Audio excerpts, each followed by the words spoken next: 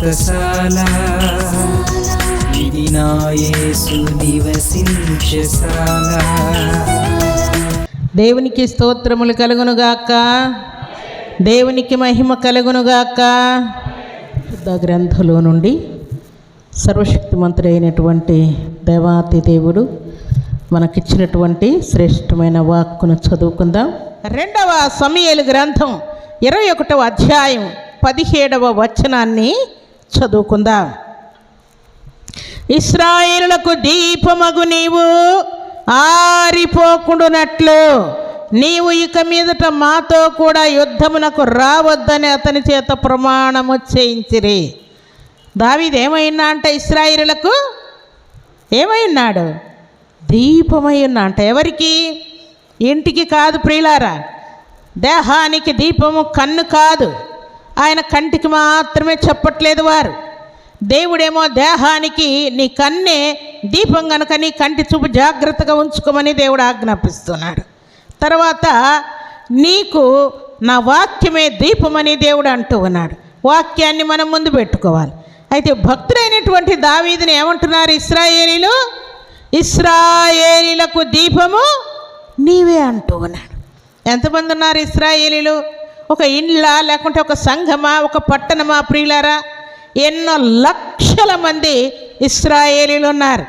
వారందరికీ వారు ఏమంటున్నారంట, ఆయన యుద్ధానికి బయలుదేరి వెళ్ళినప్పుడు నేను కూడా మీతో పాటు వస్తాను, యుద్ధం మీరు చాలా జాగ్రత్తగా చేయాలి, శత్రువులందరినీ హతమార్చాలి, ఇశ్రాయేలు అయినటువంటి మన ప్రజలందరూ కూడా గెలవాలి అని ఆయన వారి వెంట వెళ్ళాడంట.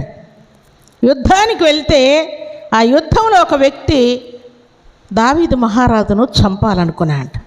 ఎవరు ఆయన అంటే రెఫాయీయుల సంతతి వాడైనటువంటి ఈయన దావీదును చంపదూశాడంట.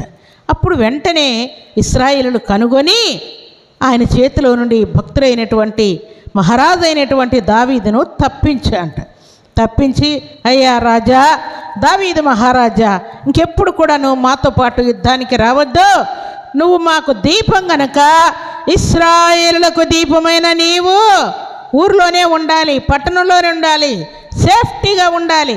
యుద్ధంలోకి వచ్చి యుద్ధంలో నువ్వు చనిపోతే మేము దీపాన్ని కోల్పోతామని వారు ప్రమాణం చేయి, మాకు ఇంకెప్పుడు కూడా నేను యుద్ధానికి రాను అని మాకు ప్రమాణం చేయని దావీదు మహారాజుతో వారు ప్రమాణం చేయించుకున్నారట. ఇంటికే దీపంగా ఉండకపోతే, సంఘానికే దీపంగా ఉండకపోతే, సమాజానికి మనం దీపంగా ఉండకపోతే, భక్తుడైనటువంటి దావీదు వలె ఇశ్రాయేలులందరికీ దీపం ఎవరు? భక్తుడైనటువంటి దావీదు మహారాజును, నీవే మాకు దీపము, ఇశ్రాయేలులకు దీపమైనటువంటి నీవు యుద్ధానికి రావద్దు, పొరపాటుగా ఎవరికైనా హాని చేయబోయి నీకు హాని చేస్తే, నువ్వు చనిపోతే ఇశ్రాయేలులకు దీపం లేకుండా పోతుందని వారు ఆయన దగ్గర మాట తీసుకున్నట్టు వ్రాయబడింది.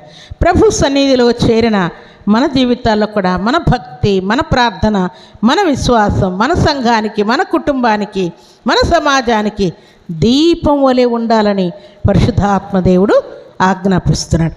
ఉన్నానంటే ఉన్నాను, నమ్మానంటే నమ్మాను, ప్రార్థన చేశానంటే చేశాను అన్నట్టుగా మన జీవితాలు ఉండడము దేవునికి ఇష్టం లేదు ప్రియులారా.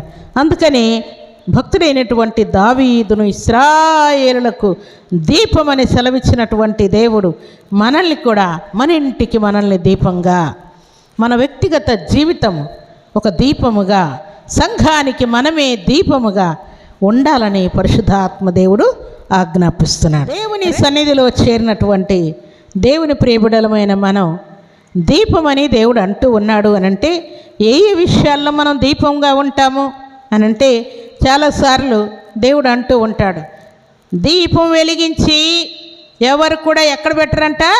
కొంచెము కింద పెట్టరు. కొంచెం అంటే ఏంటి? కుండ లేక గంప. దీపం వెలిగించి ఎక్కడ పెడతాము? దీప స్తంభం మీద ఎత్తైన ప్లేస్లో దీపం పెడతాము. ఎందుకు? అనేకులకు వెలిగించినట్లుగా దీపస్తంభం మీద ఉంచుతాం. కానీ కొంచెం కింద పెట్టేవారు ఎవరు అని అంటే, వారు దేవునికి వెలుగుగాను, కుటుంబానికి దీపంగాను, సంఘానికి దీపముగాను ఉండక పేరుకు మాత్రమే వారు రక్షణ పొంది ఉంటారు. పేరుకు మాత్రమే బాప్తిసం తీసుకొని ఉంటారు. వారి జీవితంలో వెలుగు కానీ దీపం కానీ ఏది కనబడకుండా ఉంటుంది. భక్తుల జీవితాలను మనం జ్ఞాపకం చేసుకుంటే భక్తుడైనటువంటి మంచి సమరయుడు ఉన్నాడు. ఆయన ఏం చేశాడు చెప్పండి? ఒక బాటసారిని దొంగలు చావు దెబ్బలు కొట్టి కొరన ప్రాణముతో పడేసి వెళ్ళిపోతే ఆ దారిలో చాలామంది భక్తి కలిగిన వారు వెళ్ళిపోతూ ఉన్నారంట. ఈ చావు దెబ్బలు తిన్నటువంటి బాటసారి మూలుగుతూ ఉన్నాడంట, రక్త గాయాలతో ఉన్నాడంట. చాలామంది అటు వెళ్తున్నారు కానీ ఎవరు తొంగి చూడడం లేదంట.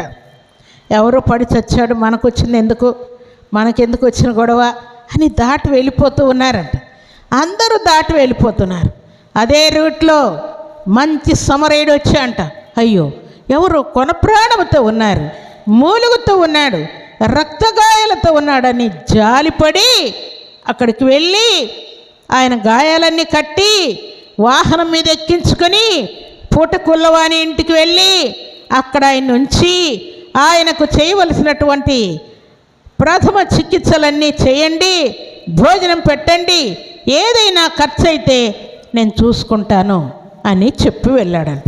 ఇక్కడ మనకు కనబడేటువంటి సంగతి ఏంటంటే ఈయన మంచి సమరయుడుగాను సహాయము చేసేటువంటి దీపముగా కనబడుతూ ఉన్నాడు.